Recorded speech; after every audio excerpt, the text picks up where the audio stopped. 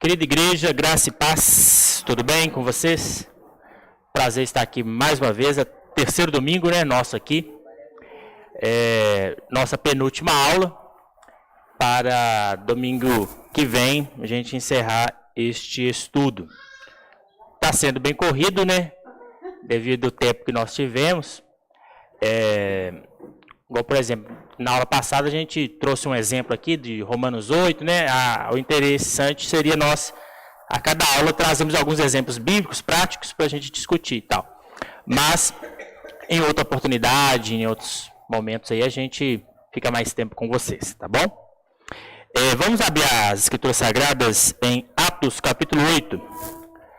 Como diz ali aquele slide, entendes o que lês?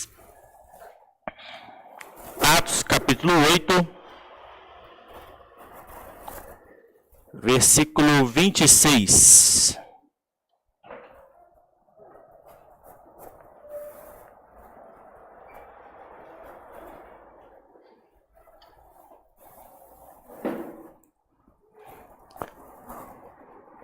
Atos capítulo 8, versículo 26 diz assim: O anjo do Senhor disse a Filipe: Levante-se e vá para o sul.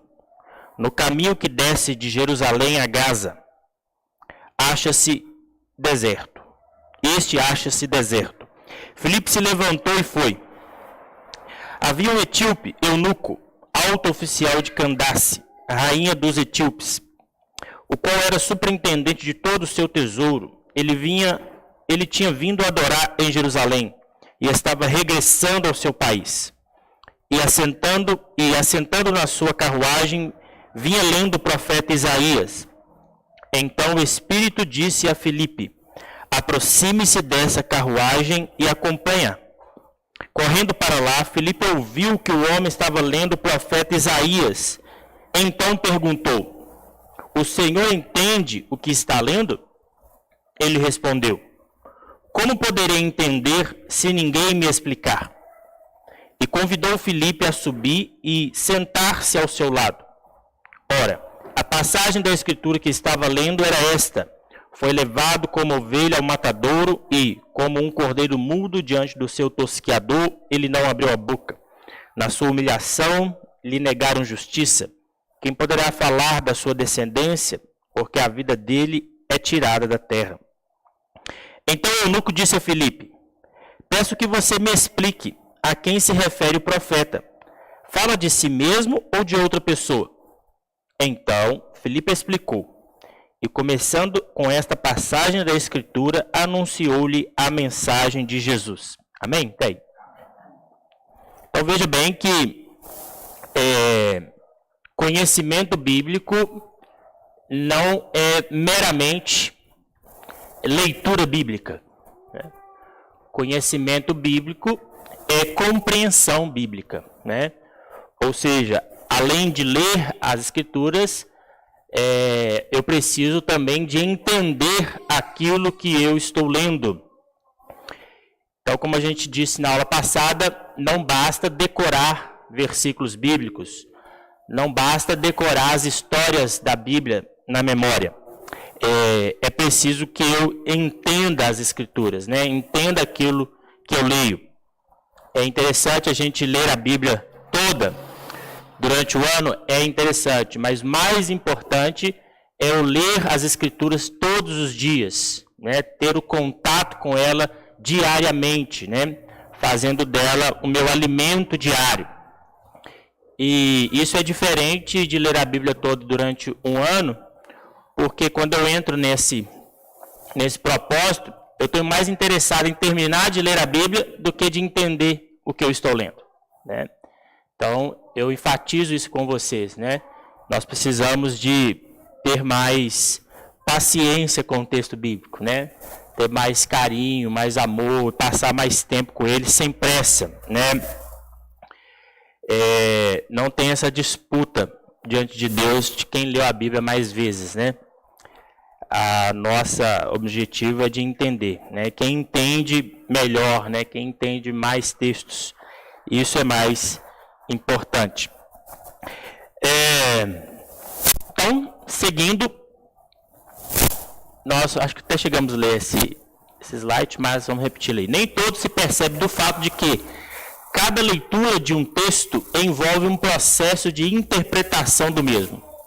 Não existe compreensão de um texto sem que haja interpretação, mesmo que essa leitura seja do jornal e o processo de interpretação aconteça inconscientemente. Sendo um texto, a Bíblia não foge a esta regra. E é justamente desse processo natural de leitura que nós startamos quando estamos lendo alguma coisa, é que advém muitas falsas leituras ou leituras equivocadas de determinado fato, né? De determinado texto. Pois, quando nós lemos, nós acreditamos naturalmente na nossa interpretação daquilo que lemos. É algo natural, é algo automático nosso. E isso pode gerar equívocos, né? Pode gerar uma compreensão totalmente fora do propósito de quem escreveu. Então, por isso, quando eu estou lendo algum texto, no nosso caso aqui, a Bíblia Sagrada, eu não posso confiar na minha compreensão imediata daquilo que estou lendo. Eu preciso, de forma muito inteligente, eu preciso perguntar para quem escreveu o que ele quer dizer com o seu escrito. Eu não posso atropelar este processo de interpretação. Né?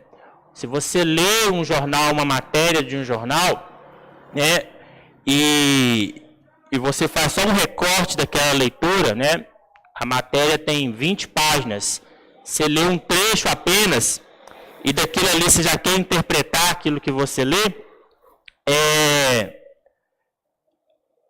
nós estamos comprometendo a nossa leitura do que foi escrito. Nós estamos traindo o autor daquele texto, né? Pois ele não escreveu só aquele pedaço, a não ser que você o conhece muito bem, possivelmente há uma probabilidade maior de você acertar na interpretação daquela frase, daquele determinado autor, daquele determinado escritor.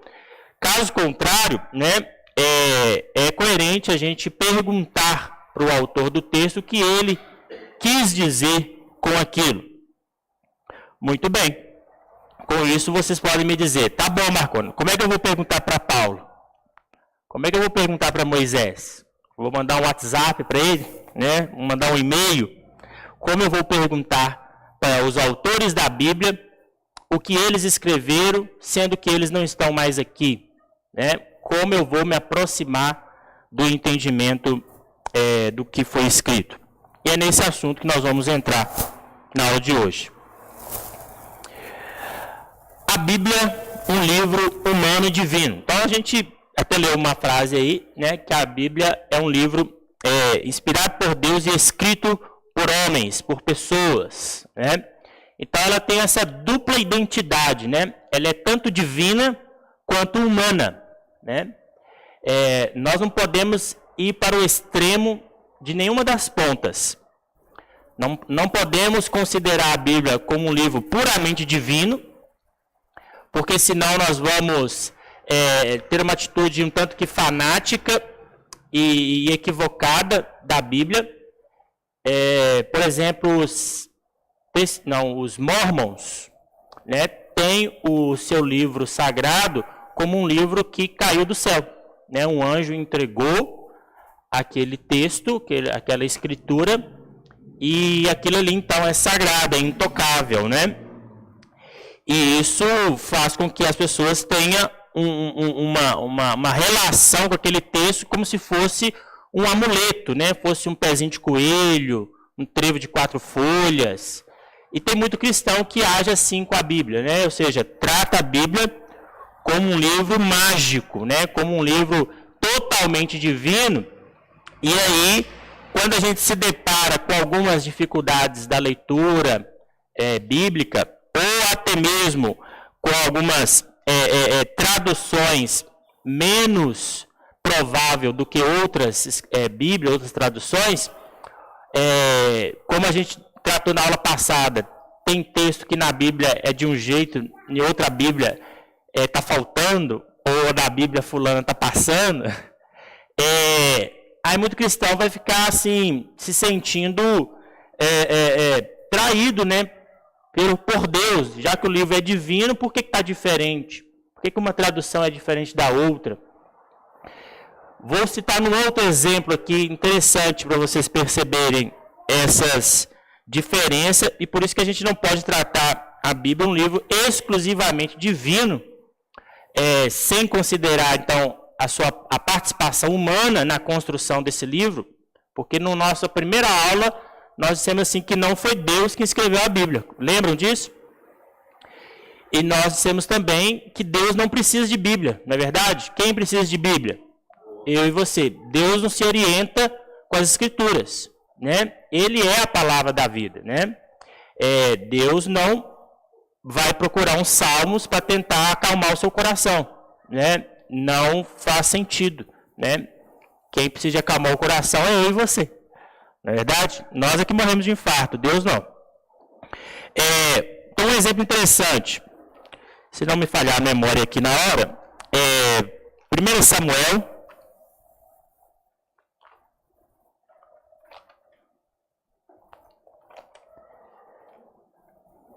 abre aí para você. Hoje eu não trouxe meu tablet. Mas eu trouxe aqui.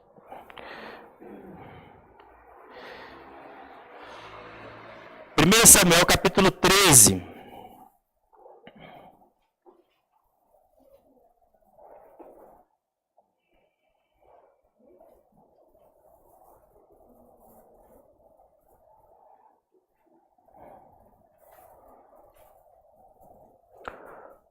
Por favor, alguém leia para mim o versículo 1 apenas. O ano tinha estado Saul em seu reinado, e o segundo ano reinou sobre Israel. Percebam, um ano tinha estado Saul em seu reinado, e 2 anos, como é que é, pastor? E o segundo ano reinou sobre Israel. Vou ler aqui na NVI, Nova Versão Internacional. Saul tinha 30 anos de idade quando começou a reinar. E reinou sobre Israel 42 anos. Está diferente? Vou pegar uma outra tradução. Vamos ver se a gente consegue te ajudar hoje, né, pastor? Não trouxe ela aqui. A Bíblia de Jerusalém tem aí? Tem não? Vamos ver. Não é? Deixa eu ver se eu consigo ela aqui.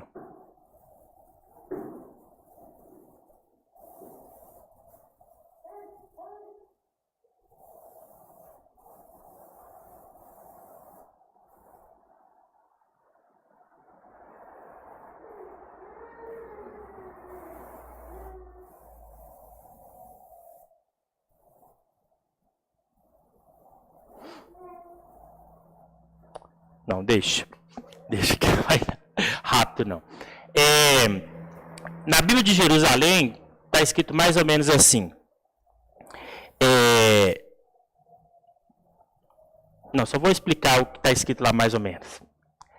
Ao invés dos anos, da numeração, no meu caso aqui está 2 e 42, correto? 30 anos... Isso. Saul tinha 30 anos. Cadê a Bíblia aqui? Isso. Saul tinha 30 anos e reinou 42. Na Bíblia do pastor Fuad, está escrito que no primeiro ano do reinado dele, foi assim, e no segundo reinou sobre Israel.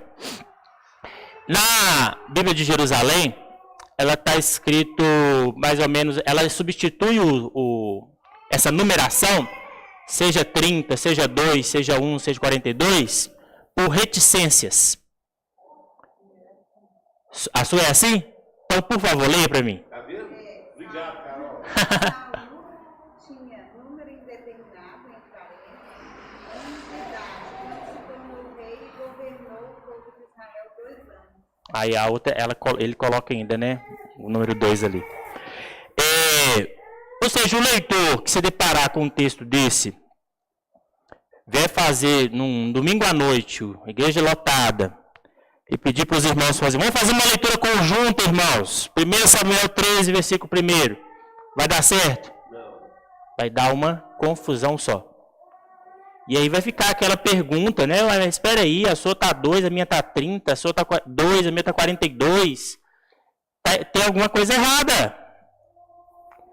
Afinal de contas, né? Uma pergunta que a gente pode fazer: quantos anos reinou Saul sobre Israel? Né? Para o leitor lá de Samuel, do livro de Reis, enfim, não é Samuel, né? A gente sabe que os 3 monarcas de Israel, começando com Saul, terminando com Salomão, né? Saul, Davi e Salomão, cada um deles reinou cerca de 40 anos. Então não foi 2, ou aqui não foi 42, né? Cada um reinou cerca de 40 anos, né? Totalizando aí 120 anos da monarquia de Israel. E você pode pegar referência lá em Atos, que Paulo vai falar um pouco sobre isso aí, do tempo de reinado de Saul, no caso aqui. A pergunta que se faz é, não, diante de texto desse, sem o conhecimento, tem alguma coisa errada, tem alguma informação errada. O que a crítica textual vai nos ensinar sobre essa questão é de qual grupo de manuscritos que os tradutores decidiu trabalhar, né? Ou seja, do que eles pegaram para poder fazer a sua tradução das Escrituras Sagradas. Hoje, né, o que nós temos de melhor para traduzir as Escrituras do Antigo Testamento é uma versão que chama de Estudo e Gardência, né? Ela é de 1008 depois de Cristo. Olha só, 1008 depois de Cristo. Então, está muito distante, correto, da época que foi escritos os textos do Antigo Testamento. Mas entre os eruditos, ela é o melhor conjunto de textos para se trabalhar em tradução bíblica hoje, que ela inclui os textos massoréticos. O que é o texto massorético? É a introdução, simplificando, tá? A explicação, obviamente. Os textos massoréticos, ele é a introdução dos sons vocálicos no alfabeto hebraico. Porque o alfabeto hebraico, originalmente, ele não tem vogal. São 22 consoantes. 22 consoantes. Então, a pronúncia desse idioma, né, desse vocabulário, ele é muito complexo, né? É mesmo para a gente nativa, quem sabia pronunciar. Porque na nossa concepção aqui é impossível você vocalizar algum termo sem vogal, né? Mas lá nos países orientais, do Líbano, né? O uso de vogal não é tão comum igual o nosso aqui do Ocidente, né? Isto. Então, os textos massoréticos é justamente isso, são a inserção das vogais. O que são as vogais no texto hebraico, né, massorético? São a inserção de pontos. Por quê? Por que isso? Porque o hebraico, para o povo de Israel, é uma língua sagrada, né? Assim como para várias civilizações, eles têm seu idioma sagrado. Israel considera o hebraico como língua sagrada. E sendo sagrado, não se pode mexer. Mas com o passar do tempo, por causa de tantos cativeiros, de tanta peleja que o povo passou, eles foram perdendo contato com o seu idioma. E aí surgiu um grupo, né, os maçoretas, era uma comunidade, que decidiu facilitar, né, criar um modo de não deixar morrer o alfabeto deles, né, o idioma deles, E foi aí que eles introduziram as vogais. Então, as vogais, para não mexer no alfabeto das 22 consoantes, que é sagrado, eles começaram a inserir pontos. Então, um pontinho lá é um A, 3 pontinhos do lado de cá é um E, e assim foi para não mexer no alfabeto, correto? Então, quem aprende hebraico vai ver isso e vai ficar fascinado como que o povo é inteligente, né? A mente enfim, ela deu uma viajada para o bem para fazer esse tipo de construção, né? Foi muito bom. Então, nesse texto aqui, né, os melhores manuscritos que nós temos para fazer tradução desse texto, os manuscritos, ou seja, quando a gente fala de melhores, a gente está falando dos manuscritos mais antigos, correto? Dos textos menores, lembra que eu citei algumas regrinhas, né? Então, do texto mais antigo, dos textos menores, e que se tem um maior volume, né? Que vai atestando aquele texto. Todos esses textos, a gente chama na crítica textual, eles estão corrompidos. O que significa estar corrompido, né?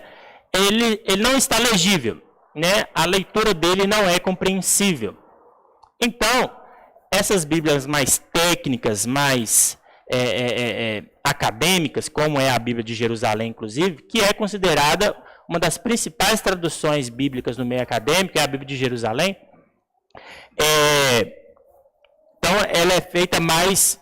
Lógico que você pode trazer para a igreja, ainda que tenham cuidado, pois, como ela tem os livros deuterocanônicos, ou, para muitos, chamados de apócrifos, talvez alguém vai ficar escandalizado de ter lá Tobias, Macabeus, ela tem esses livros lá. Mas, fora disso, é uma Bíblia igual às outras. Só que a tradução dela, ela é mais técnica, né? Ela é mais precisa, tentando ser mais fiel aos manuscritos originais. Sendo assim, como não há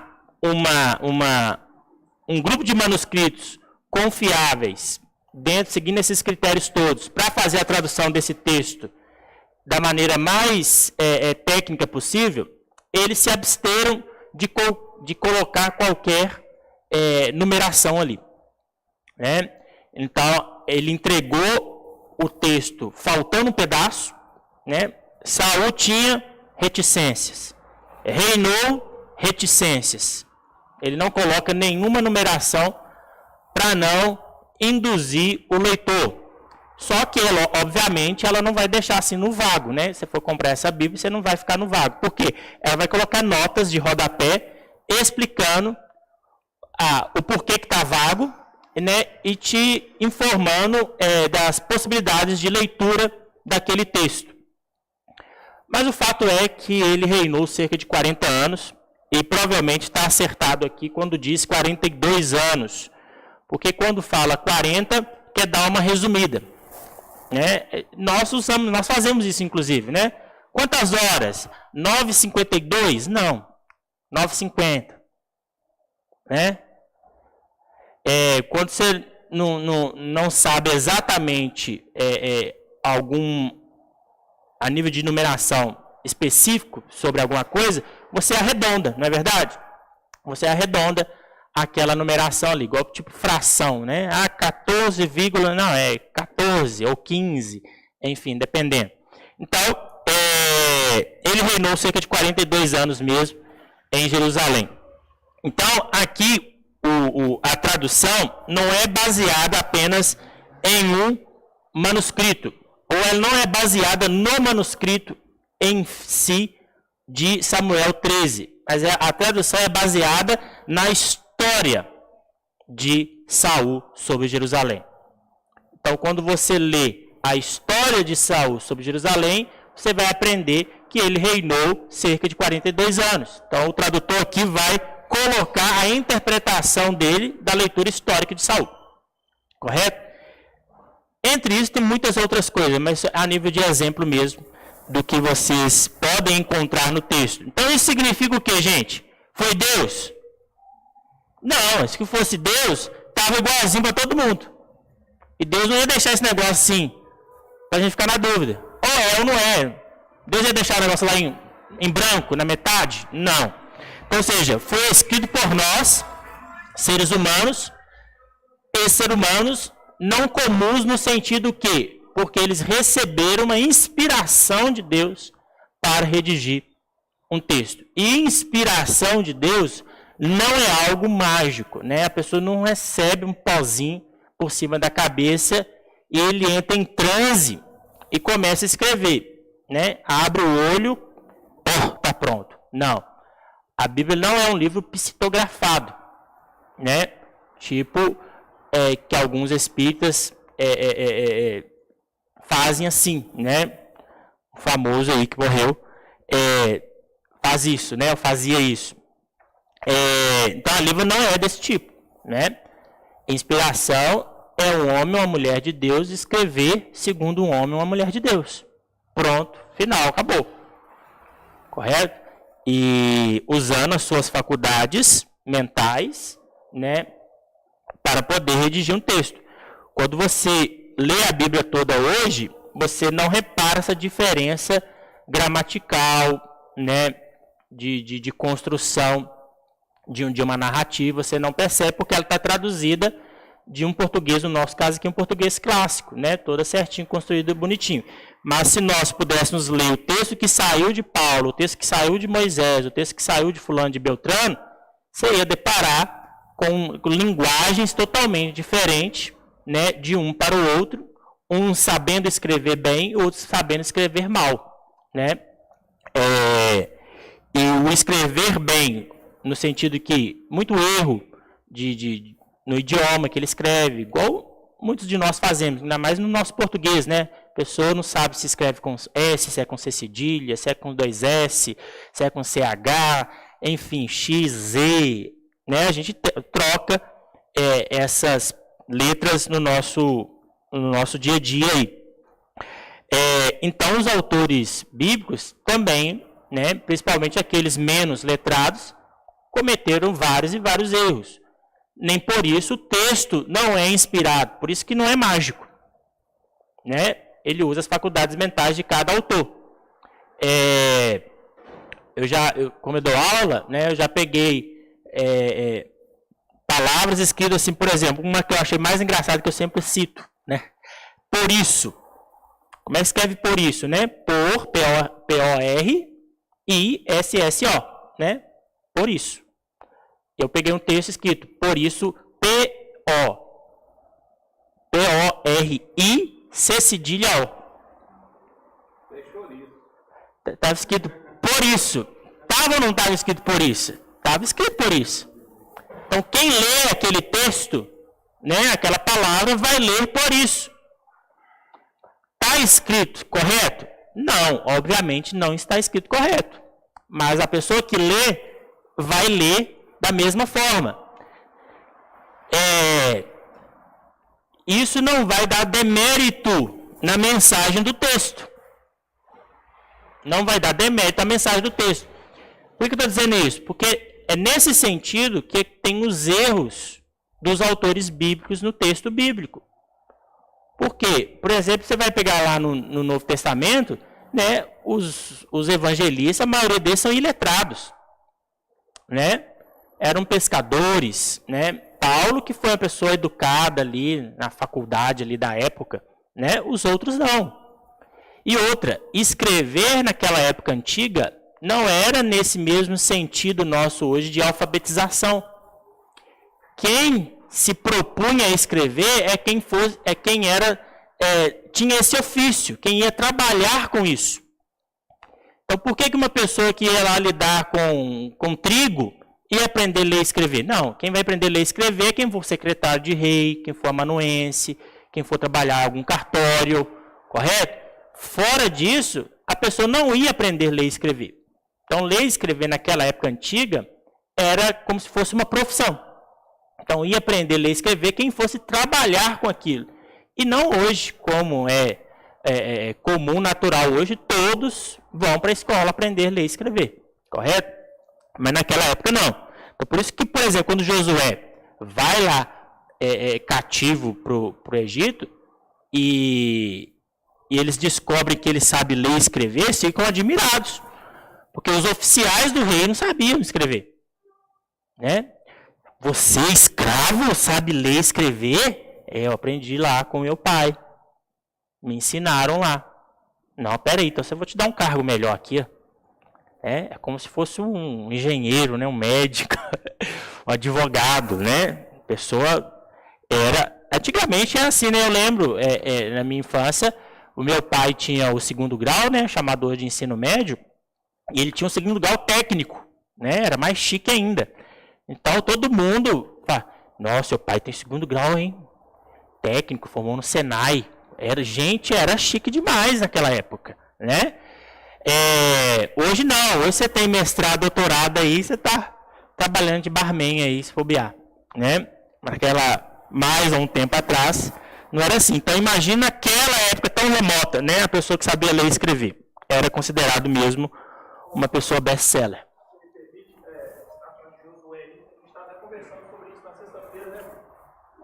A questão desse conhecimento científico também, da questão da Bíblia. E a gente fala quando Josué orou e o sol parou. Ah, sim. E aí a gente vai ver, né, cientistas bem bastante tempo depois, descobriu que na verdade não é o sol que para, é a terra que gira. Isso acaba dando legitimidade para o texto bíblico, né? Porque se algum crítico chegar e dizer assim, não, tá vendo, essa Bíblia sua não tem valor algum. Eu falei Josué, mas eu estava falando era de José, né? Josué agora, então. Depois você edita isso aí, tá? Porque se lá naquele texto de Josué, quando ele pede para o sol parar, se tivesse escrito ao contrário, né, para a terra parar, porque hoje todo menino aí de ensino fundamental sabe que é a terra que gira em torno de si mesma e em torno do sol, né? Aqueles dois movimentos. Só que, naquela época, isso é inimaginável pensar sobre isso. Galileu Galilei, aqui perto da gente, é quem vai fazer algumas descobertas interessantes em relação a isso. Mesmo assim, né? Mesmo em pleno século XXI, não é verdade? Então, mas se você for pegar hoje uma criança, né? Esses meninos aí, novos aí, pede para ele dizer para você quem é que gira, a Terra ou o Sol. Ele vai dizer, obviamente, que é o Sol, porque de manhã ele está ali, de noite ele está lá. Para ele, é o Sol, não é verdade? Porque a nossa visão, né, no nosso ponto de vista, a Terra está paradinha no seu lugar. A gente está movendo? A gente fica de cabeça para baixo? Não ficamos. Né? Na nossa ótica, né? A Terra está paradinha, estável. Mas se ela realmente tivesse paradinha, estável, a gente não estava aqui mais, né? A gente estava morto já. Então, na visão de baixo para cima, é o Sol que gira e não a Terra.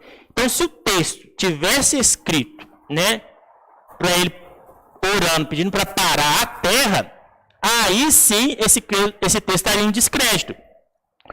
Mas como assim essa pessoa vai escrever dessa forma? Ah, foi Deus, mas Deus podia inspirar para escrever certo. Não, mas Deus respeita a faculdade mental da pessoa. Então, quando ele escreve exatamente para o sol parar, dá legitimidade ao texto, porque percebe-se que respeita o contexto de sua época. Correto? Isso é fantástico. É interessante observar que nunca a escritura interferiu no nível científico da humanidade. Nunca nenhuma descoberta científica, você pode buscar hoje alguma evidência que se descobriu hoje, mas a escritura eu nunca vi ela interferindo numa invenção, numa evolução científica. A evolução científica é do homem. Sim. É natural. Nunca houve, por exemplo, a Terra girar. Até há uma observação pessoal da Galileu Galilei, me diz aí, fala que o Senhor está sobre o globo da Terra, né? Mas não. Sim. Isso aí está corroborando o que ele está dizendo. A Bíblia foi escrita pelo homem. Sim. Inspirado por Deus. Pelo homem, no nível científico. Isso. Ele não pode atropelar isso, né? Uma porque ele escrever isso ia ser muito contraditório para ele mesmo. Assim, não, isso aqui está errado.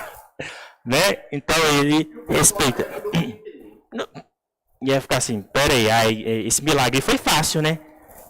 pedir para a Terra parar foi fácil, ela está parada mesmo. Então ele não vai provar nada, né?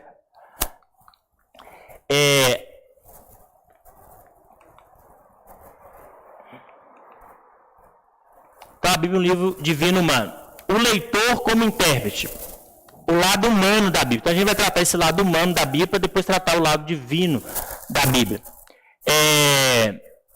A primeira razão por que precisamos aprender como interpretar é que todo leitor, quer queira, quer não, é ao mesmo tempo um intérprete. Ou seja, a maioria de nós assume que, quando lemos, também entendemos o que lemos. Nós temos essa pretensão, não somos pretensiosos nesse sentido, né? A gente lê, a gente entende. Você está lá triste, né? Aflito, você pega o Salmo 23, o Senhor é meu pastor, nada me faltará. Ou seja, o Senhor falou comigo agora, que Ele é pastor. Ou seja, então a gente já está lendo, interpretando e fazendo uma aplicação do texto para a gente, né? E a gente não hora nenhuma se pergunta, peraí, é essa mesma mensagem que o Salmo queria transmitir originalmente, quando foi escrito? Temos também a tendência de pensar, esse que é o mais curioso, né? Ou talvez o mais problemático. Temos também a tendência de pensar que nosso entendimento é a mesma coisa que a intenção do Espírito Santo ou do autor humano. Apesar disso, do mesmo modo, levamos para o texto tudo quanto somos, todas as nossas experiências, cultura e entendimento prévio de palavras e ideias. Então, isso é o mais grave, talvez, né? Além de sermos intérpretes naturalmente daquilo que lemos, eu já leio, interpreto e entendo, eu julgo que a minha interpretação ela está correta. Que a minha leitura está certa. Uma certa vez eu pedi para um rapaz, quando eu trabalhava na Sugar, eu pedi para um rapaz, que ele estava, na época lá, estava preocupado com um certo tipo de violência, de não sei o quê, que o mundo parecia que estava acabando. Aí eu pedi para ele ler lá Mateus 24, né, para dar uma mensagem. Eu era meio pentecostal na época. Aí eu pedi para ele ler lá Mateus 24, deu uma saradinha. Aí ele leu lá, depois ele voltou lá no serviço e me perguntou, não, eu vi lá mesmo, inclusive, o que eu achei interessante lá, é que o texto está dizendo para não fugir no dia de sábado, que não sei o que, que não sei o que. Aí ele leu essa passagem lá no livro, né, de Mateus, e já veio para mim explicando aquilo que ele não era cristão, né, não conhecia nada de teologia, nada. Então ele já, eu vi lá mesmo que, inclusive pedindo para não fugir no dia de sábado, que dia de sábado não é bom fazer isso. E aí eu entendia porque sábado é dia que tem muita festa, né? Os jovens saem muito dia de sábado, tem muita boate, né? De sexta para sábado, essa confusão toda de final de semana. Então deve ser por isso que está escrito lá para não fugir no dia de sábado, no dia que o Senhor voltar, né? Aí eu falei assim, nada a ver. Nada a ver, ou seja, o sábado no contexto judaico, né, não tem nada a ver com o sábado nosso, né, Ocidente, século 20 ou 21, né, não lembro mais o dia certinho lá na época. Eu falei assim, não, nada a ver, mas que mente fértil desse intérprete, né? Ele já leu, interpretou, já julgou o negócio. E se ele fosse professor, estava ensinando, né? Por isso que eu disse aqui também, né? Eu não sei o que eu mais me preocupo. Se é o professor que ensina sem saber, ou se é o aluno que senta para ouvir alguém que não sabe, né? Mas vocês percebam aí como que a gente faz isso naturalmente com o texto bíblico, né? Então isso pode acontecer comigo e com você, principalmente se formos pegos de imediato, né? Marconi, o que significa esse texto aqui? Aí eu dou uma lidinha, esse aqui é assim, assado. Assim, pera, calma, é isso mesmo? Né? Você estava lá na época, como é que você está dizendo que é isso mesmo que está escrito? A não ser que você já estudou o texto previamente. Não, já estudei esse texto aqui, significa isso, isso e assado. Fora disso, eu acho melhor a gente procurar estudar o texto antes de sair falando que realmente é isso ou que realmente não é isso. Né? Sim.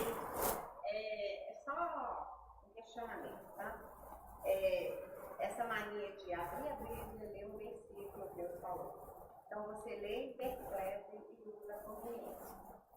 Isso, eu não gosto dessa questão de caixinha de promessa, sabe?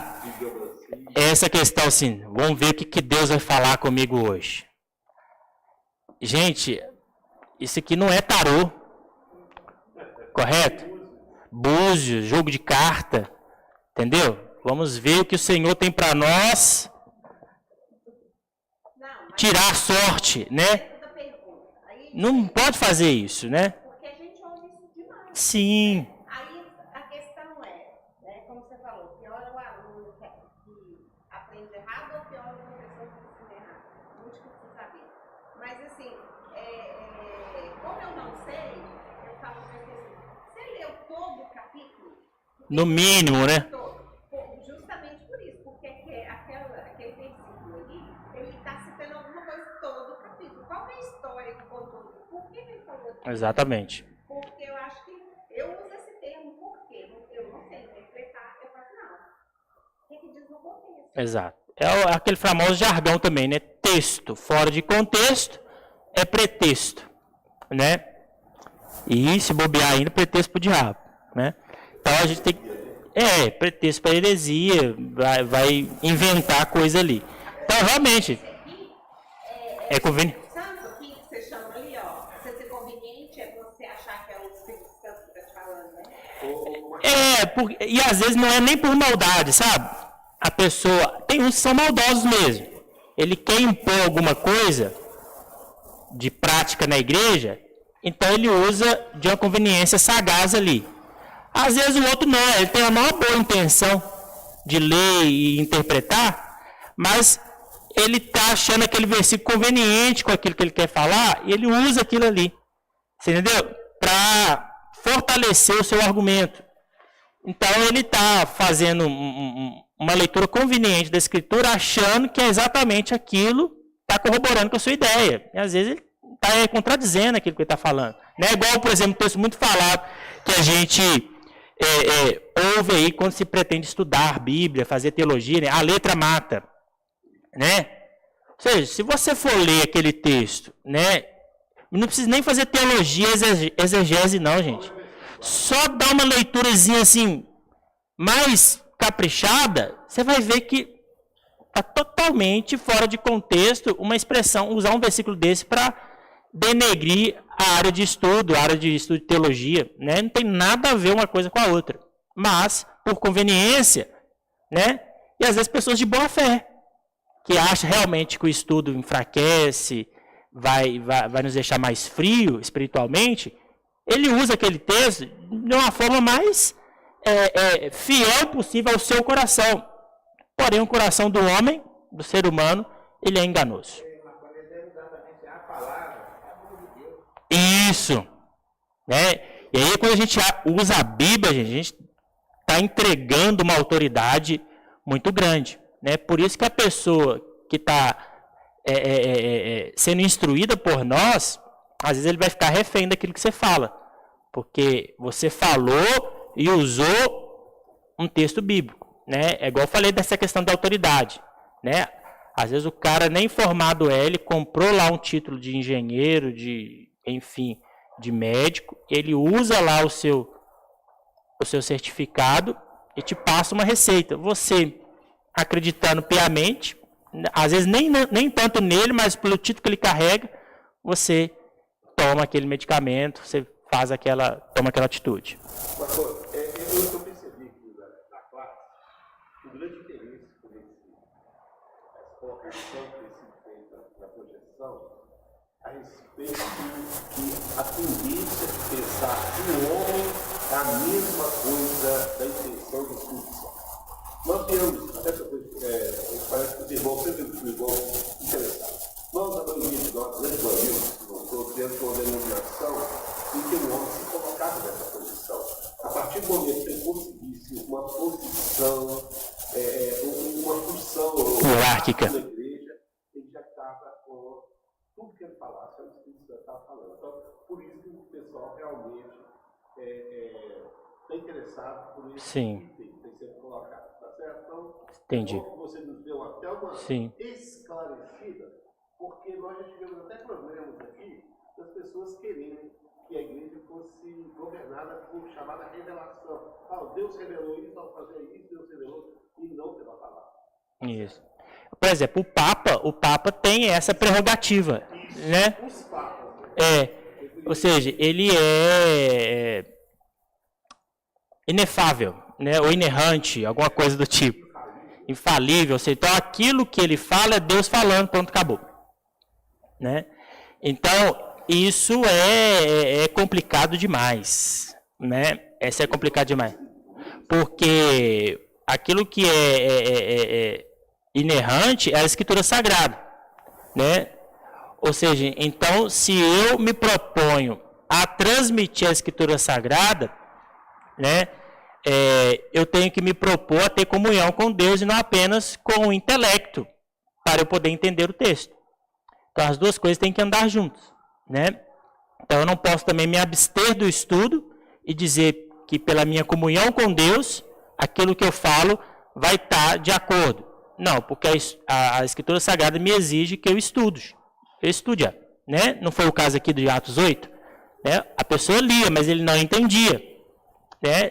Precisou de alguém que sabia o que significava para poder interpretar, né? Então, essa postura de assumir, né, porque eu sou um pastor, porque eu sou um obreiro na casa do Senhor, que aquilo que eu falo está correto, é o que tem levado muitos suicídios teológicos, hermenêuticos e até mesmo espirituais, né? A Bíblia é usada tanto por Deus como pelo diabo, né? Tanto por pessoas de bem como pessoas más. Usa a Escritura Sagrada. Então, concílios, estatutos, tudo isso são falíveis, né? Tudo isso muda. O que não muda, o que é invariável é o nosso Deus. E aquilo que ele revela na sua palavra, na sua Escritura.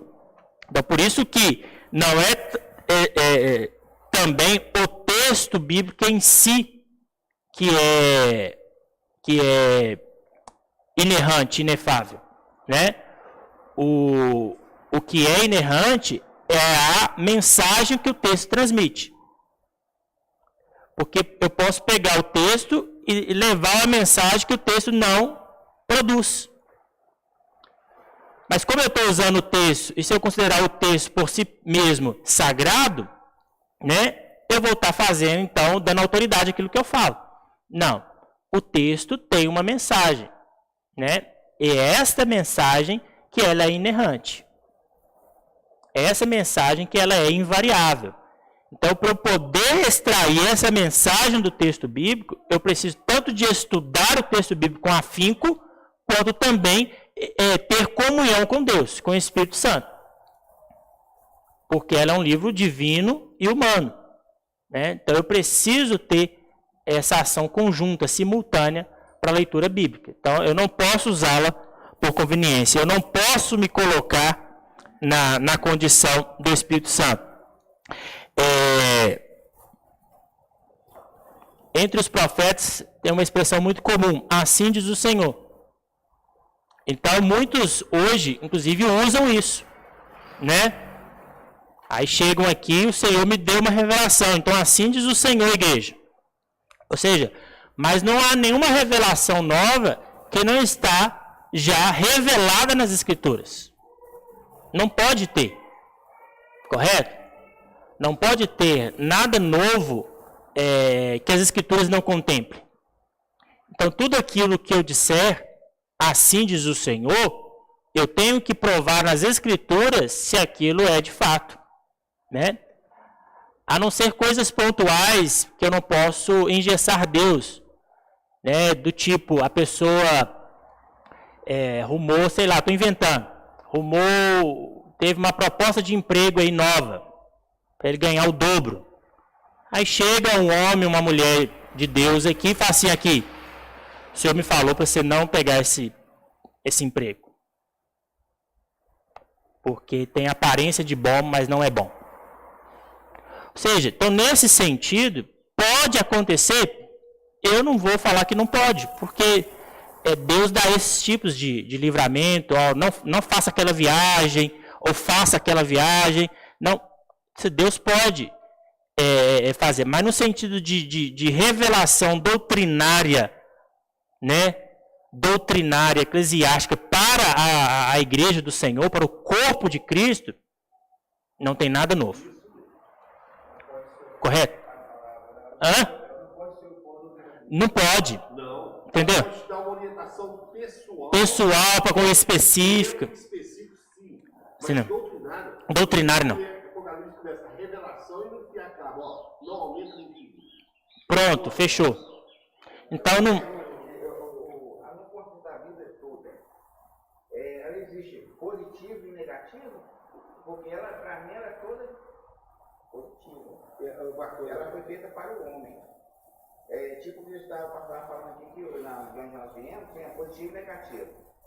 Deus não quer que você faça isso. Mas não foi interpretação espiritual, foi interpretação do homem. A própria Escritura vai dizer, né, que ela é boa, né, para nos corrigir, enfim, toda aquela nossa instrução. Então, não há nada má na Escritura, né? Diga. Essa pergunta do irmão, nós vemos uma denominação que eles têm o costume de abrir Bíblia e dizer, vou comprar a marca do rapaz. Abriu, se ele pegasse um versículo que aos olhos dele é negativo, esse é negativo, não. Esse é positivo, sim. A Bíblia responde sim, não, sim, não. Então é no mínimo um bebezinho. Ah, entendi. Sim, não, sim. Então, essa é a pergunta. E é por isso que vai usar a conveniência que ela falou, inclusive. Então, a nossa preocupação aqui, Marcos, é justamente, até o irmão de Marcos, uma pergunta muito bem colocada, é por causa disso. Essa é a nossa razão dessa pergunta. Não faz sentido. Eu não posso manipular as Escrituras, né? Por isso que a minha leitura da Escritura, a minha aproximação dela, eu tenho que me aproximar de forma mais neutra possível, porque como está dito ali, ó, quer queira, quer não, eu levo para dentro da Escritura aquilo que eu sou também. Então isso pode influenciar a minha leitura. Como eu disse aqui já também, se eu sou formado no meio pentecostal, né, se eu sou formado no meio tradicional, reformado, calvinista, luterano, ou seja, tudo isso vai influenciar o meu modo de ler as Escrituras Sagradas. Né? Então, por isso que quando eu conheço as técnicas, quando eu conheço os meios de interpretação, as ferramentas de interpretação bíblica, essas ferramentas estão tentando fazer o que comigo? Estão tentando me neutralizar. Neutralizar no que sentido? Dos meus pré-conceitos em relação à Escritura. Ela quer, esses instrumentos de interpretação, quer me levar o mais neutro possível ao texto, para que o texto bíblico me preencha. E isso é interessante, mas ao mesmo tempo é arriscado, porque ela pode me confrontar.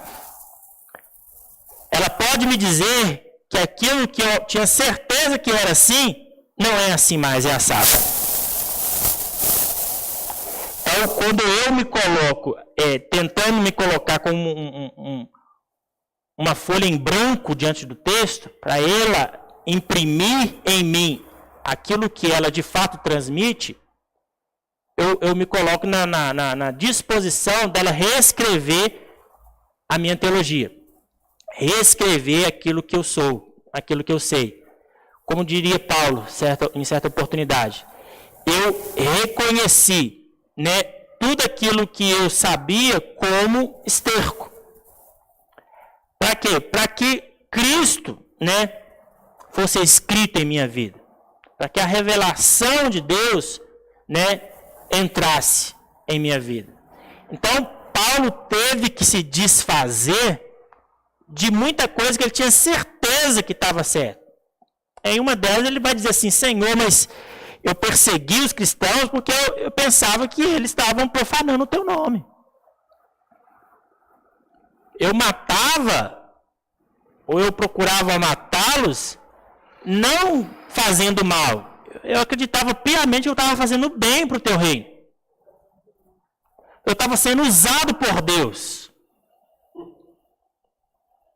Aí a revelação vai dizer para Paulo assim, Paulo, por que tu me persegues?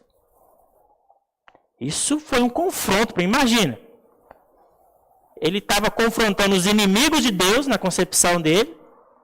Aí Deus aparece para ele, Paulo, por que você está me perseguindo? Disse, não, Senhor, você está errado. Peraí, você está errado, você está equivocado, você não olhou direito. Eu estou perseguindo os teus inimigos. Disse, não, Paulo, você está me perseguindo. Não, peraí, então está tudo errado. Aqui, a Escritura diz que eu tenho que perseguir e matar os seus inimigos. Disse, não, Paulo, você está me perseguindo. Nossa. Ou seja, ele desconstruir para reconstruir aquilo que é correto foi um processo muito penoso. Tanto é que da conversão de Paulo para o seu início missionário são cerca de uns 14 anos que se passam. Inclusive, você não ouve falar de Paulo, da sua conversão, até ele iniciar o seu trabalho missionário em Atos capítulo 13, mais ou menos, você não ouve falar de Paulo. Né? O que estava fazendo Paulo nesses mais de 10 anos? A gente não tem notícia. Ele diz que foi para determinado lugar, e foi, eu quero acreditar que é nesse tempo que Deus está destruindo e reconstruindo Paulo para o seu trabalho. Ele chegar com o coração aberto para a Escritura, para que agora a Escritura imprima nele aquilo que é de fato, a revelação de Deus. Né? E é na Escritura. Né? E é em Cristo. Não é nada fora da Escritura, nada fora de Cristo. Às vezes, aquilo que levamos para o texto nos desencaminha ou nos leva a atribuir ao texto ideias que lhe são estranhas, mesmo quando isso não é a nossa intenção. O leitor, portanto, mesmo sem ter consciência disso, interpreta o que lê e, infelizmente, com muita frequência, interpreta o texto de forma incorreta. Porque a gente desconsidera várias questões que eu vou abordar para vocês aqui agora. Por que a gente atropela e comete esses erros? Porque a gente ignora vários distanciamentos nosso do texto, na perspectiva humana. Isso nos leva a notar ainda mais que o leitor de uma Bíblia traduzida em qualquer idioma já está envolvido na interpretação. A tradução, pois, é por si só uma forma necessária de interpretação. Sua Bíblia, que para você é o ponto de partida, seja qual for a versão usada, é na realidade o resultado final de um grande trabalho de erudição. Ou seja, para fazer isso aqui, gente, gasta-se um bom tempo. João Ferreira de Almeida, por exemplo, morreu sem terminar de traduzir. E é a Bíblia que mais temos aqui no nosso país. Né? Então, o próprio fato de uma leitura da Bíblia traduzida, né? Ou seja, quando a gente não consegue, então, ler a Bíblia em hebraico e grego, eu preciso de fazer essa leitura de um idioma que eu conheço, você já está envolvido num processo de entrega final de um trabalho de interpretação de texto que aqueles tradutores fizeram. Quem sabe aqui um pouco de inglês ou de espanhol, sabe do que eu estou falando. Ou seja, toda tradução envolve interpretação. A gente pode ter aqui, por exemplo, 2 professores de inglês. Se eu peço para traduzir um texto, os 2 formados, habilitados para tal, vão traduzir diferente um do outro. Vão traduzir diferente do outro. Ou seja, porque a interpretação envolve, a tradução envolve interpretação. A forma com que ele entende o idioma para o qual ele vai traduzir, a forma que ele entende o seu idioma. Então, tudo isso, o conhecimento que ele tem, não só do idioma, mas da cultura, da história e de vários cenários daquele país que ele vai traduzir, quanto do seu próprio. Ou seja, então, inevitavelmente, tradução é interpretação. Né? Então, a Bíblia que nós temos em mãos não é puramente uma tradução exata daquilo que foi escrito pelos autores bíblicos. Não, tem muita interpretação aqui. Porque palavras que não existiam mais tiveram que ser interpretadas. Lembra que eu falei do fasto? Né? Ou seja, palavras que se eu colocar do jeito que está, você não vai entender, então eu preciso de colocar de uma forma facilitada. E na minha intenção de colocar facilitada, às vezes eu estou atrapalhando, ao invés de estar ajudando. Enfim, é muita coisa. Por isso que o bom leitor, o bom estudioso da Bíblia, ele precisa ter pelo menos umas 3 versões bíblicas. Né? E lembrando que Bíblias diferentes, versões diferentes, não são essas Bíblias de estudos diferentes, não. Eu tenho a Bíblia de plenitude, tenho a Bíblia pentecostal e tenho a Bíblia, sei lá, uma outra Bíblia de estudo aí. Ou seja, as 3 Bíblias, apesar dos estudos serem diferentes, a tradução dela é a mesma. Talvez seja Almeida Revista Corrigida. Você está com o mesmo texto bíblico, porém com estudos diferentes. Né? Então, Bíblias diferentes de texto bíblico, aí sim, Corrigida de Almeida, Atualizada de Almeida, NVI, Bíblia de Jerusalém, eu citei aqui, isso são Bíblias de texto bíblico diferente, traduções diferentes, né, que a gente chama tecnicamente de versão, correto? Diferentes. Aí sim você está com uma Bíblia que você pode comparar com outra, né, e não de estudos.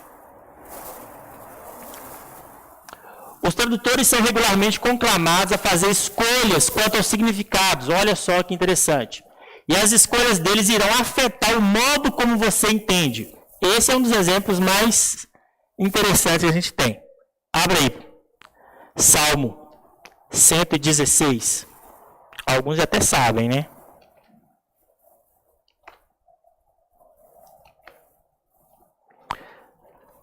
Salmo 116.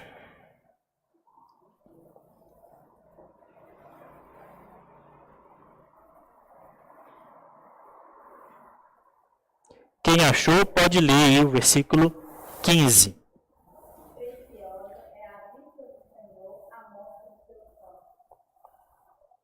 Alguém tem uma tradução diferente?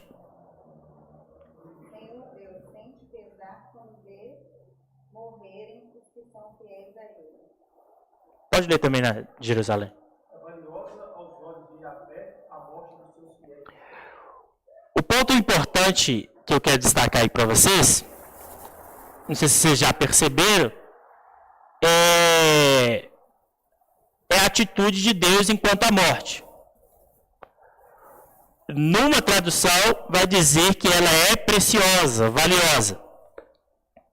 E na outra, igual por acaso na Bíblia daquela irmã, ela diz que é com pesar. Trocando a miúdos para facilitar aqui, ou seja, Deus fica triste ou Deus fica alegre quando um justo morre? Então, se você está lá num velório e você vai fazer lá, trazer uma palavra para a família, e aí chega um e lê, né? O Senhor fica alegre quando um justo morre. Aí o outro pessoa que não viu aquela pessoa já lendo, e ele vai também ter uma palavra, vai que ele abre o mesmo texto bíblico, e aí abre na versão igual da irmã aqui. O Senhor fica triste quando um justo morre. O Senhor vê com pesar ou o Senhor acha precioso? Né? O que significa? E você vai achar as duas, como tem aí. As duas traduções. E aí, quem está ali traduzindo o texto, ele se depara com uma situação que ele tem que fazer uma escolha. E por que dessa dificuldade? Porque o termo em hebraico utilizado para fazer aquela possibilita as duas traduções. As duas traduções. A questão é o quê? A interpretação, mesmo usando as duas traduções, ela é a mesma?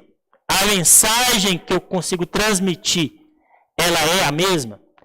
Esse é um dos embates que depois quem quiser, eu mando um artigo que fala exatamente desse texto para vocês verem a dificuldade que é de traduzir, de explicar de forma aceitável.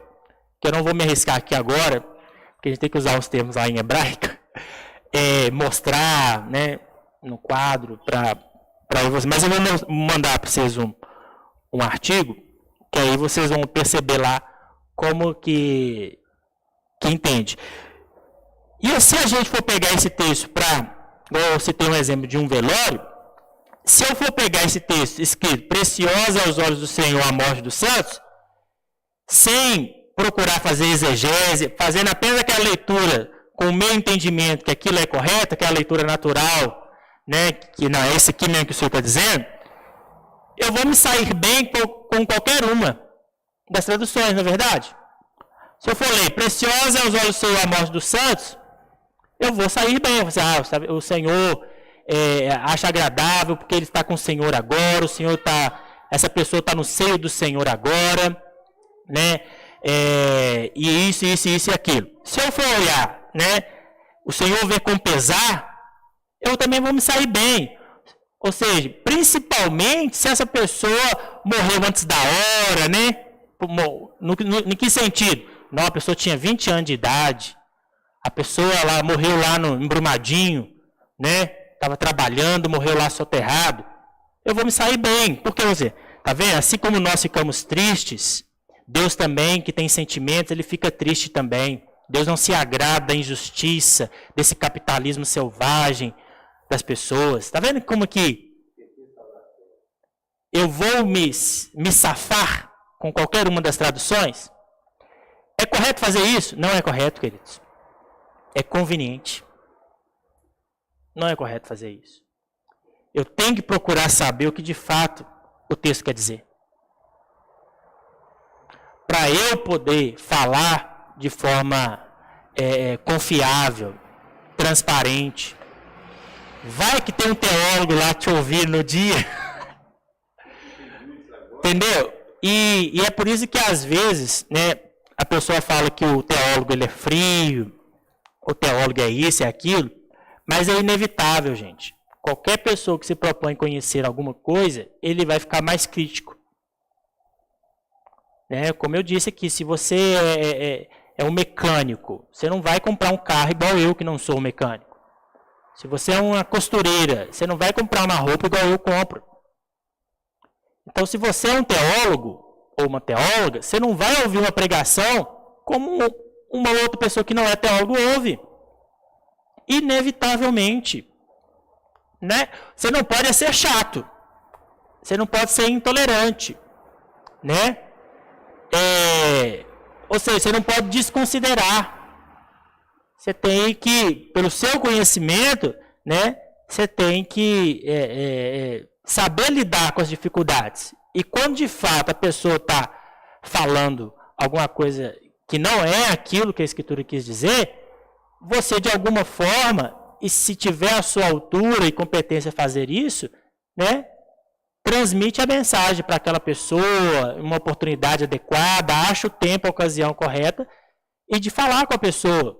Ou te pedir alguém para que fale com a pessoa, se você não pode, né? Se você não tem essa abertura. Então, a pessoa que estuda, a pessoa que é teólogo, ele vai também cometer os seus equívocos. Aquele viaduto na época da Copa não caiu? A barragem não estourou? Quem então são os responsáveis? É engenheiro. Gente que estudou anos afinco. Aí tem um peão de fábrica lá e fala assim, aqui, ô chefe, essa barragem aí, não sei não, hein? Eu vi, não, que isso, eu sou formado, ao laudo aqui, tá tudo certinho. O peão de obra lá do viaduto, servente pedreiro, fala assim, aqui, ó, esse viaduto aqui, não sei não, hein? Ao engenheiro lá formado, construção civil, que isso? Que tem o laudo, eu fiz as medidas. Ou seja, o profissional, o cara experiente pode errar? Pode também.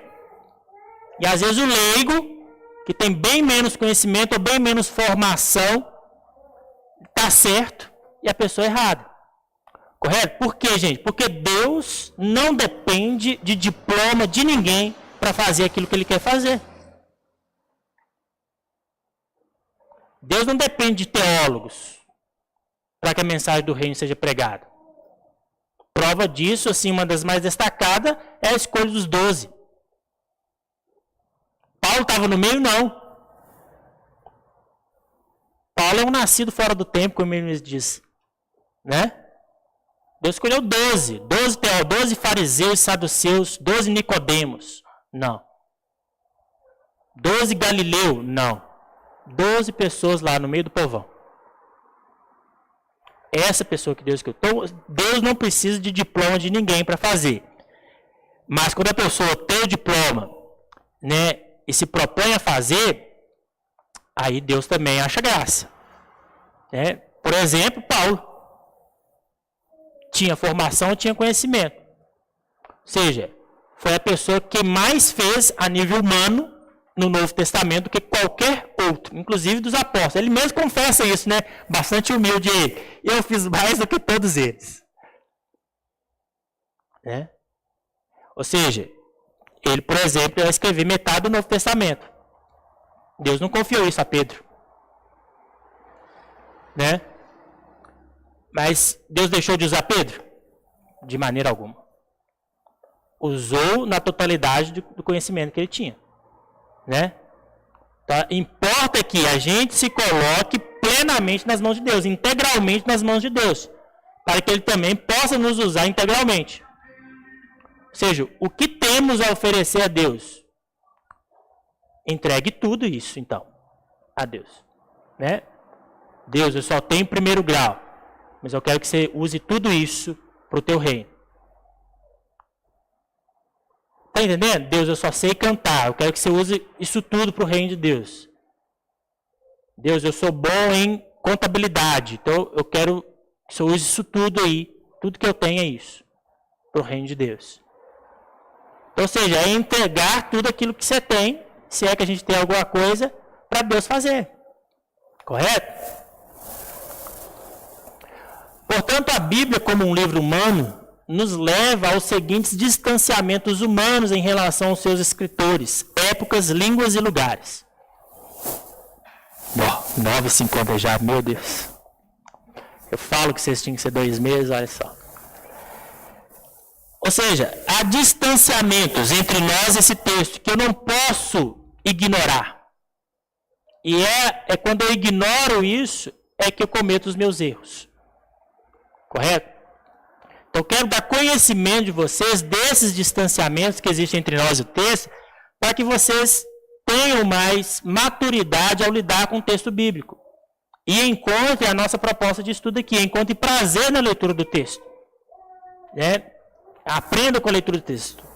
Distanciamento temporal. Que é isso? A Bíblia está há séculos, milênios distante de nós. Seu último livro foi escrito pelo final do ano 100 da era cristã. E lembrando, é 19 já, né? Ou seja, já estamos no século 21, queridos. O seu último, não estou falando do primeiro, hein? O último livro foi escrito no século I. Nós estamos no século 21. Já passou 20 séculos. Do último, hein? Não estou pegando lá Gênesis, se é que Gênesis foi o primeiro, né? Não estou pegando os primeiros livros, não. O último livro já tem 2000 anos que foi escrito. Ou seja, como eu vou ignorar essa distância, queridos? Eu não posso ignorar isso. Eu tenho que ter consciência que isso aqui foi escrito há muito tempo. E por causa desse conhecimento prévio, desse reconhecimento prévio que eu tenho que ter do texto bíblico, eu tenho que tomar alguns cuidados. No caso de Josué. Exato, que ele citou. Um bom exemplo. Ou seja, aí eu vou, se eu desconsiderar isso, o que eu vou fazer? Josué escreveu errado. Ou então até ou é os cientistas hoje que está equivocado. Ou seja, então, eu não posso ignorar isso. Lembra que eu disse na aula passada? Apesar da frase ser um pouco forte, mas é só para dar uma chacoalhada mesmo. A Bíblia não foi escrita para mim. A Bíblia não foi escrita para o Brasil. foi escrita para os filipenses, para os romanos. Correto? Ah, então não serve para mim? Não, é só de impacto no momento a frase. Ou seja, isso que eu quero dizer com isso. Eu preciso ouvir o que Paulo falou com a cidade de fulana. Eu preciso saber o que o profeta X falou com a nação Y. Falou com o rei Y. Ao ouvir o que ele disse para aquela pessoa, para aquela cidade, aí sim eu vou começar a aproximar esse texto da minha realidade. Quais aplicações eu posso fazer daquela mensagem para os meus dias? Eu primeiro preciso de ouvir o profeta falando com fulano de tal. Correto? Eu primeiro preciso de ouvir isso. Eu preciso de auscultar isso. Correto? Eu não posso ignorar isso.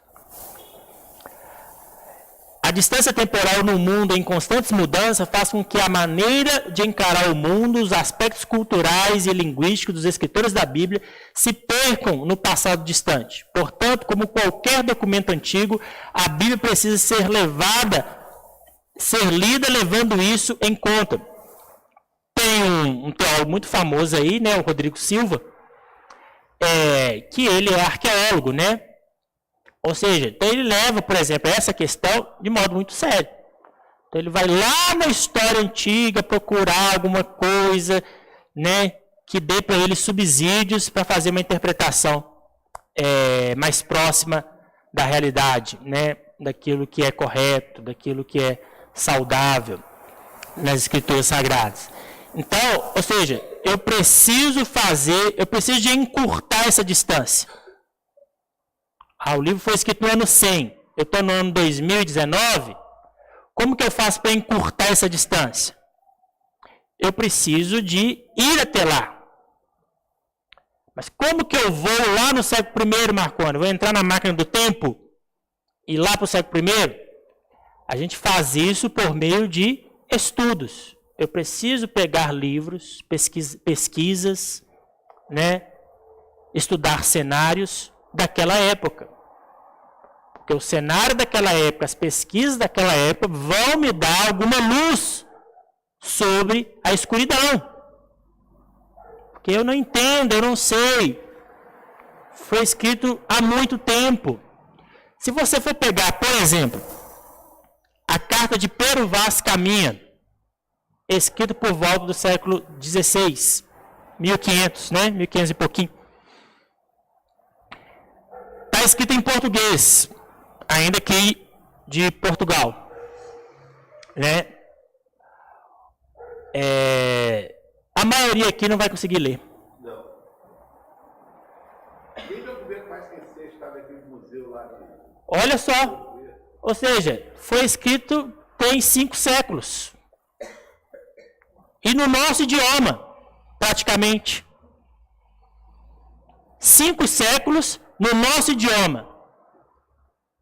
Todos aqui sabem ler e escrever, não é verdade? Se pegar essa carta, pode baixar ela lá na internet, tem curiosidade. Depois põe lá na internet, você vai conseguir baixar ela lá. Não vai conseguir ler. Hã?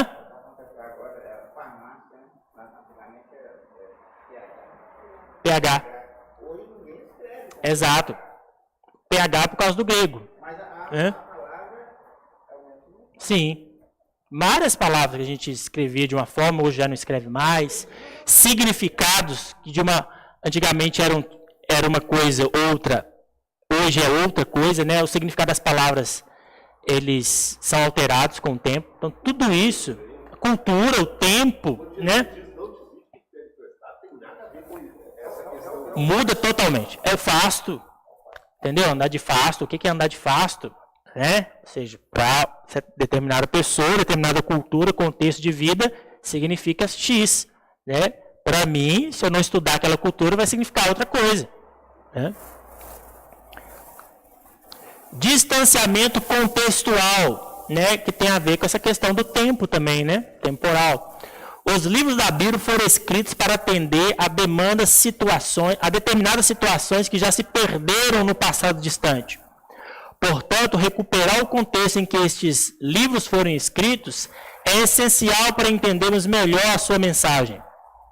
Nesse sentido, por exemplo, há de se considerar que Paulo escreveu aos Gálatas, não aos mineiros. Uai! Já pensou? Eu escrevo um texto, eu sou bem mineiro, né? Lá da roça mesmo. Eu escrevo uma carta carregada dessas expressões mineiras. Do tipo, né? Igual o pastor citou, uai sou, que trem bom. Referindo-se, obviamente, de alguma coisa comestível. E aí, daqui 3.000 anos, esse texto que eu escrevi está sendo lido lá no Japão e a pessoa quer saber o que isso significa.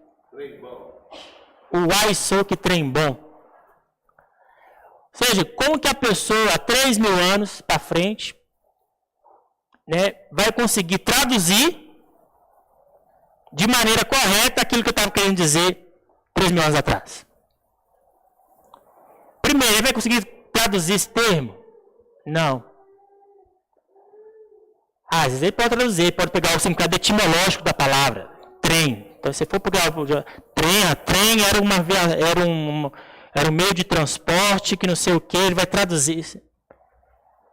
Vai traduzir certo aquilo que eu estava querendo dizer? Porque na hora que ele vai pegar o significado etimológico da palavra e tentar traduzir, uai, sou que trem bom, mas trem, como assim? Eu não posso traduzir como locomotiva, um meio de transporte, porque ele estava falando, ele estava comendo um negócio, e assim que ele terminou de comer esse negócio, ele falou isso. Ele estava comendo o trem, mas não pode ser. Será que a comida veio do trem? O que esse trem tem a ver com aquilo que ele está dizendo? Que não está fazendo sentido aqui para mim? Estou lá no Japão, 3.000 anos depois. Ou seja, se ele não pegar a máquina do tempo e voltar aqui para Minas Gerais, no ano 2019, lá na roça, porque se eu for pegar em Belo Horizonte, às vezes está diferente um pouco, né? E tentar entender, ou ele não vai entender, ou ele vai traduzir errado, ou ele vai dar um significado totalmente equivocado daquilo que eu estava querendo dizer, que são expressões idiomáticas, né? Então eu preciso ter esse tipo de conhecimento. Cultural, distanciamento cultural, o mundo em que os escritores da Bíblia viveram já não existe. Está no passado, com as suas características, cosmovisões, costumes, tradições e crenças. Os intérpretes da Bíblia devem levar em conta o jeito de escrever daquela época, a maneira de expressar conceitos e ilustrar as verdades, para poder transpor a distância cultural. Por exemplo, um exemplo clássico disso é a relação entre aborrecer e amar. Quem lê a expressão amei a Jacó, porém aborreci a Esaú, logo iria interpretar que Deus tinha um sentimento de amor por Jacó em contraste a um sentimento de ódio que tinha por Esaú. Porém, essa expressão era um hebraísmo, ou seja, expressões idiomáticas da época, correto? Que designava não um contraste, mas preferência. Ou seja, amei um e aborreci o outro. Ou seja, não é que ele amava a Jacó e odiava, não gostava de Esaú, mas ele tinha aquela preferência. Os pais não confessam hoje, mas alguns têm essa atitude, né? Que aí não é o caso de entrar no mérito da questão aqui, mas tem essas atitudes aí. E aí, se ele é abordado, questionado por causa disso, você não gosta do seu filho fulano, só gosta do... Não é isso. Ele ama e é capaz de dar a vida pelos dois, né? Mas depois a gente discute essa questão, né? Na verdade, Deus preferia Jacó a Esaú, porque Deus tinha um plano de salvação protocolado lá no céu já, e Jacó que era o alvo, não era Esaú. Então, Deus vai inclinando, inclusive, o coração de seu pai para dar a bênção, para dar as preferências para Jacó. Se bobear, ele foi mais insubordinado que Esaú. Porque Jacó deu trabalho, viu, gente? Eu vou te falar uma coisa. E isso não quer dizer que não amava Esaú. A mesma coisa quando a Escritura Sagrada diz que Leia era aborrecida e Raquel a amada. Também não quer dizer que Jacó odiava Leia, mas sim que amava mais a Raquel do que Leia.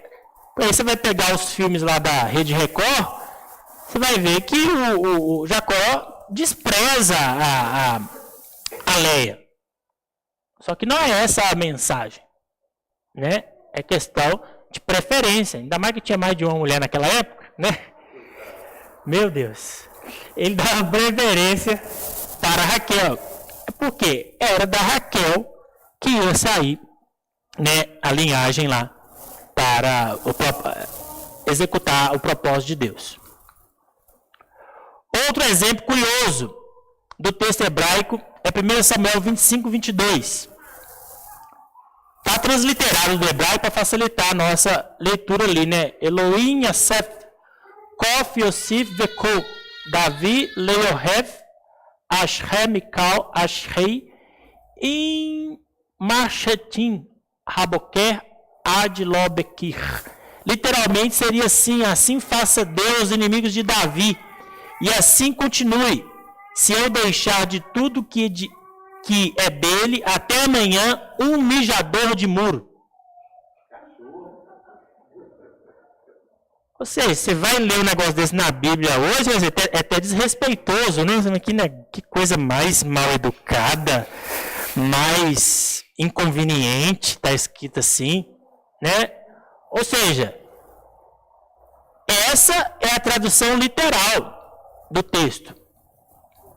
Mas é assim que está escrito lá. Abre lá para você ver. 1 Samuel 25, 22.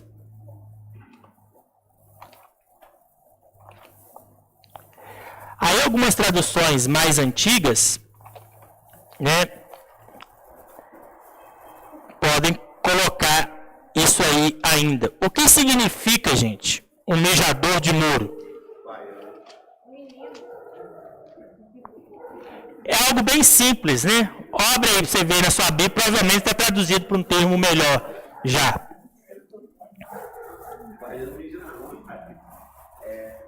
Olha aí. Leia para mim quem achou. Assim faça Deus ao inimigo de Davi. E outro canto, se eu deixar até amanhã de tudo que tem, até mesmo um menino. Ou seja, o que ele está dizendo aqui? Deus me castigue se amanhã tiver um homem sequer vivo aqui nessa cidade.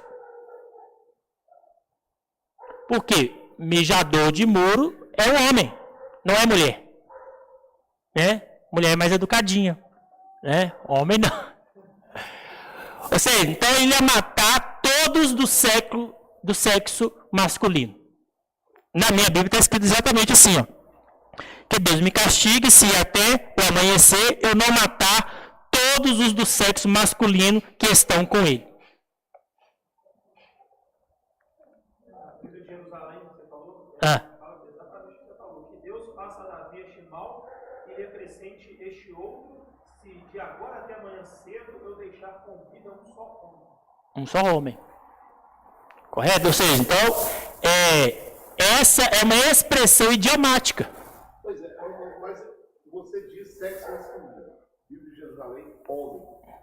Vem corroborar o sentido. Tem que estudar.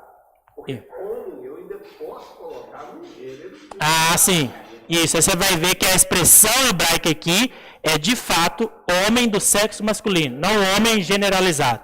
Com humanidade. Isso. Não com humanidade. Por isso, Não com pessoas. Exato. Porque quando você deparar com o hebraico, você vai ver lá, mijador de muro, você vai ver, então é homem mesmo. É sexo masculino mesmo. Não é humanidade. Não são pessoas. Né? Para acabar aqui, gente. Nossa, eu vou parar, né? 10 e 10 já. Então, eu continuo na próxima. Ok? Deus abençoe vocês.